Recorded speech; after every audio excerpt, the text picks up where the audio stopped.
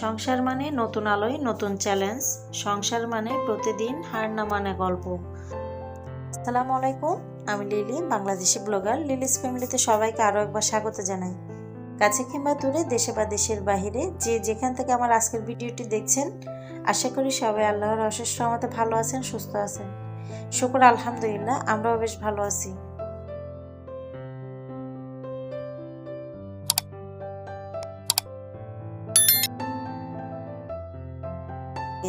হালকা বৃষ্টি, তো এই পরিস্থিতি কিন্তু সবচেয়ে বেশি বাচ্চারা আর বয়স্করা কিন্তু অসুস্থ হচ্ছে। আমার বাসায় কিন্তু আমার ছোট ছেলেটা অসুস্থ, ঠান্ডা কাশি বেশ কয়েকদিন ধরে। তো ও হচ্ছে গিয়ে পরোটা খাবে, সেই জন্য হচ্ছে সকালের নাস্তার জন্য কিছু পরোটা ভেজে নিচ্ছি। পরোটাগুলো কিন্তু আমি অফ ক্যামেরাতে খামি করে তারপর হচ্ছে বেলে নিছি। দেখা যায় অনেক সময় অনেক কিছু শেয়ার করা যায় না, আবার শেয়ার করতে গেলে একটা লম্বা সময়ের একটা লম্বা প্রসেসের মধ্যে দিয়ে যেতে হয়, যেগুলো হচ্ছে আমার প্রিয় আপুদের কাছে হচ্ছে অনেক সময় এবং ধৈর্য নিয়ে দেখার একটা বিষয়। তো অনেক সময় আমার নিজের বেলায় দেখা যায় সেই সময়টা দেওয়া হয় না বা লম্বা ভিডিওগুলো দেখা হয় না। তো যার কারণে হচ্ছে ভিডিওটা ছোট করার জন্য সব কিছু একটু ছোট করে আপনাদের সাথে শেয়ার করতেছি। আশা করি আপনাদের কাছে একটু হলেও ভালো লাগবে। ভালো লাগলে প্লিজ ছোট্ট একটা লাইক দিয়ে ভিডিওটি কন্টিনিউ করবেন। আপনি যদি আমার চ্যানেলে নতুন হয়ে থাকেন তাহলে আমার চ্যানেলটা সাবস্ক্রাইব করে নেবেন। পাশে থাকা অল অপশনটি চালু করে দিবেন যেন যে কোনো সময় নতুন ভিডিও আপলোড দিলে নোটিফিকেশন পৌঁছে যায় আপনার কাছে। আপনি আপনার মূল্যবান সময় এবং সুযোগ করে আমার ভিডিওটি দেখে নিতে পারেন। যারা অলরেডি এই কাজটা করে দিয়েছেন সবাইকে অসংখ্য ধন্যবাদ। ডুবো তেলে অনেক সময় আমি এই পরোটাগুলো ভেজে থাকি, তো আজকে হচ্ছে হালকা তেলে ভেজে নিচ্ছি বাচ্চাদের জন্য। আর এরপরে হচ্ছে এর সাথে কিছু বুটের ডাল রান্না করা আছে, সেগুলো গরম দিয়ে নিব খাওয়ার জন্য। বাচ্চাদেরকে হচ্ছে সাথে চা করে দিব। এভাবেই হচ্ছে সকালের নাস্তাটা কমপ্লিট করব আমি। বাসায় কিন্তু পাউরুটি ছিল, আমার ছোট ছেলেটা খাবে না, যেহেতু অসুস্থ বায়না ধরছে পরোটা খাবে, সেই জন্যই হচ্ছে সকালবেলা তাড়াহুড়া করেই হচ্ছে এই পরোটাগুলো বানাই নিলাম। আর আজকে হচ্ছে রবিবার, বাচ্চাদের স্কুল ছুটির দিন ছিল, সেই জন্য হচ্ছে অনেক কাজের প্রিপারেশন নিয়ে রাখছিলাম। সকালবেলা চা নাস্তা সারার পরে হচ্ছে যে মশারিটা খুলে রেখে দিছি একপাশে, ওটা হচ্ছে ধুবো।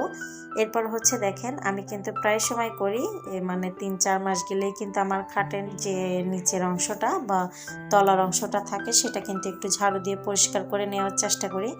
এই যে দেখেন রোজার ঈদের আগে কিন্তু পরিষ্কার করছিলাম একবার, বাট এই যে অল্প কিছুদিনের মধ্যে কিন্তু আবার এরকম সেম ময়লা, প্লাস বাচ্চারা যে চকলেট খায় এটা সেটা খায়, প্লাস ওদের পেন্সিল কাটার চিরুনি, মানে এমন কিছু ফেলে না যে এই খাটের নিচে বা জমে না, এমন কিছু নাই।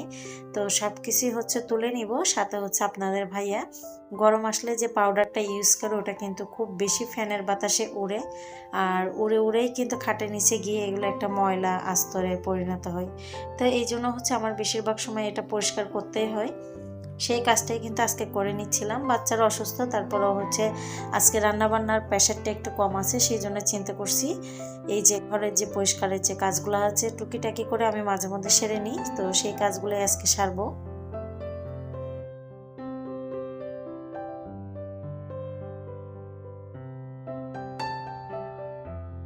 ওর বাবা কিন্তু প্রায় সময় ওদের জন্য এটা সেটা খেলনা, বই, পেন্সিল আনবেই, তবে বাচ্চারা হচ্ছে রাখে না, বেশিরভাগ জিনিসই কিন্তু নষ্ট করে। তো আমি মনে করি এটা এক ধরনের অপচয়, যতই বলি না কেন এরা কিন্তু বুঝে না, যারা বাবা আছে তারা কিন্তু বাচ্চাদের জন্য শখ করে এটা সেটা নিয়ে আসে।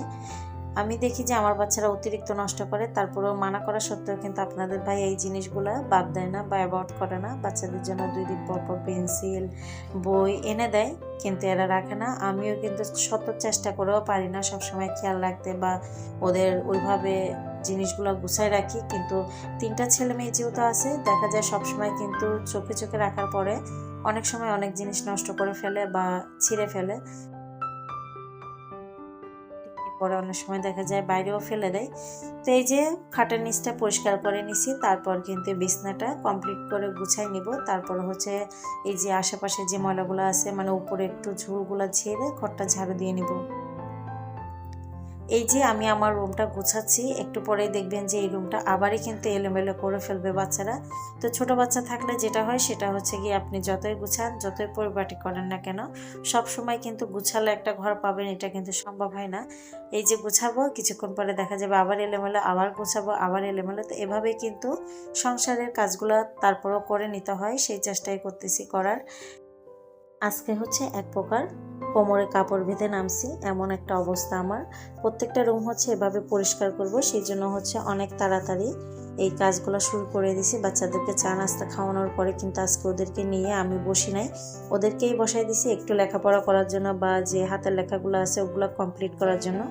আর এর ফাঁকে হচ্ছে আমি আমার কাজগুলো গুছিয়ে নিচ্ছি। ওরা হয়তো বা ওভাবে আমি না বসলে করবে না, তারপরেও হচ্ছে যতটুকু করবে, বাকিটা হচ্ছে বিকালে কমপ্লিট করাবো। আজকে যেহেতু ছুটি আছে, বিকালে কমপ্লিট করে নিলেই চলবে। তো ওই রুমটা গুছাই নিছি, পরিষ্কার করে নিছি। এরপর হচ্ছে গিয়ে আমি আমার সামনে রুমে চলে আসছি। এখানে হচ্ছে আমার সোফার নিচেও সেম আমি সোফাগুলো ছাপার পরে হচ্ছে গিয়ে সোফার নিচে যে ময়লাগুলো জমে, এগুলো কিন্তু আমি সোফাগুলো আমি প্রায় 20 থেকে 25 দিন পর পর কিন্তু সরাই ঝাড়ু দিই।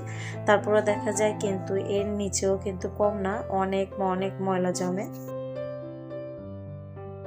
যারা গৃহিণী আছে অনবরত এভাবেই ক্লান্তিহীনভাবে কাজ করে যায়, তবুও দেখা যায় যে ঘরের কাজ করতে কিন্তু অন্যরকম একটা শান্তি বা অন্যরকম একটা ভালো লাগা কাজ করে। যতই করি না কেন ক্লান্তি আসে না বা ক্লান্তি লাগে না। তারপরেও দেখা যায় অনেক সময় ফ্যামিলির মেম্বারদের কাছে কিন্তু এই জিনিসগুলা মানে চোখে পড়ে না, যে সংসারের কাজ করতেছি বা সংসারে আছি, সংসার সামলাচ্ছি। ওদের কাছে মনে হয় এই কাজগুলা কিন্তু খুবই ছোট বা সামান্য। তা আমি বলবো কোনো কাজই কিন্তু ছোট না, সেটা ঘরে বাহিরে যে যেখানেই করে প্রত্যেকটা কাজকে কিন্তু আমাদের সম্মান করা উচিত বা সম্মান দেওয়া উচিত। যাই হোক, এই যে সোফাগুলো সরাই নিছি, তারপর হচ্ছে আমি একে একে এই কর্নারগুলা মানে যে টাইলসগুলা থাকে নিচের দিকে, সেই টাইলসের উপরের অংশগুলোতে কিন্তু প্রচুর পরিমাণে ধুলোবালি জমে, সেগুলো একটু ঝেড়ে নিছি। তারপর হচ্ছে ঝাড়ু দিয়ে পরিষ্কার করে নিছি। আমি কিন্তু প্রত্যেক দিনই বলি যে আমার ভিডিওতে আমি যে কাজগুলো করি বা দেখাই, সেগুলো কিন্তু আমার রেগুলার যে কাজ থাকে সেভাবেই আমি আপনাদের সাথে শেয়ার করি। ভিডিও করব সেই জন্য কিন্তু আলাদা করে কোনো কাজ করি না, বা করার সময় ওভাবে হয়ে ওঠে না। তো আমার রেগুলার সংসারে যে কাজগুলো থাকে সেগুলোই কিন্তু আপনাদের সাথে শেয়ার করি। আশা করি আপুদের কাছে, ভাইয়াদের কাছে, ছোট বড় সবার কাছে একটু হলেও ভালো লাগবে।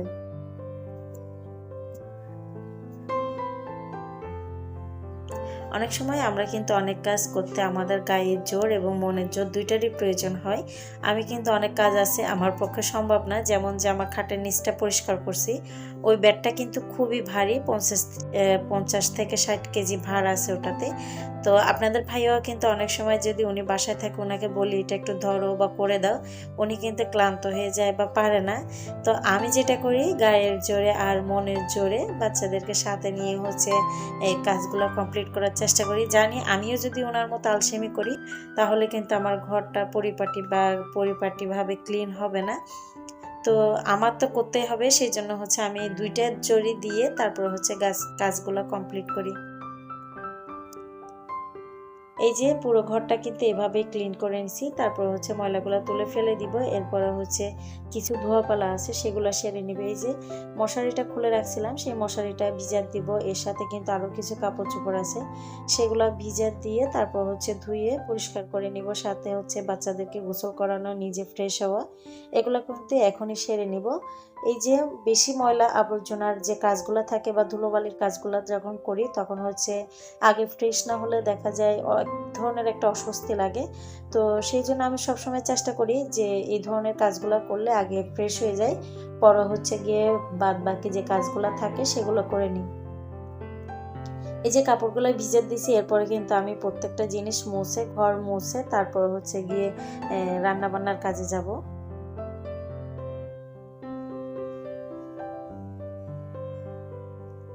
ঝাড়াঝাড়ি যেহেতু করছি, উপরের জিনিসগুলোতে কিন্তু অনেক ধরনের ধুলোবালি উড়ে এসে পড়ে, তো সেগুলো একটু মুছে পরিষ্কার করে নিচ্ছি।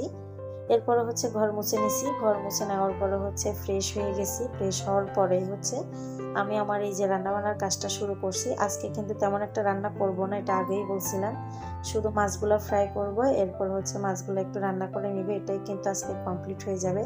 যেহেতু গতকালকে অফ ক্যামেরাতে কিছু মুরগির মাংস দিয়ে বুটের ডাল রান্না করে রাখছিলাম, আর আজকে মাছ, এই দুইটা মিলে কিন্তু আজকের রান্নার কাজটা আমি সেরে নিছি।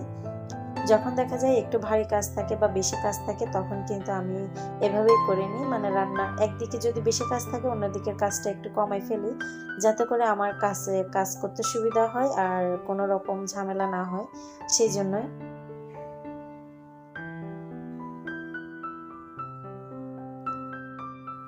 গরম যেহেতু চলে আসছে আর ইলেকট্রিকের প্রবলেমও কিন্তু শুরু হয়ে গেছে।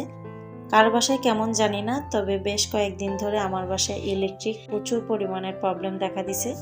দেখা যায় এই আসতেছে আবার কিছুক্ষণ পরই চলে যাচ্ছে। তো এমন একটা অবস্থার মধ্যে হচ্ছে ঘরের কাজ, তারপরে রান্নাবান্না সব মিলেই কিন্তু একটা হিমশিম অবস্থা। বাচ্চাদেরকে সামলানো, রান্নাবান্না এগুলো মিলে এমনিতে ঝামেলায় পড়ে যায়। আর এর মধ্যে হচ্ছে ইলেকট্রিক প্রবলেম।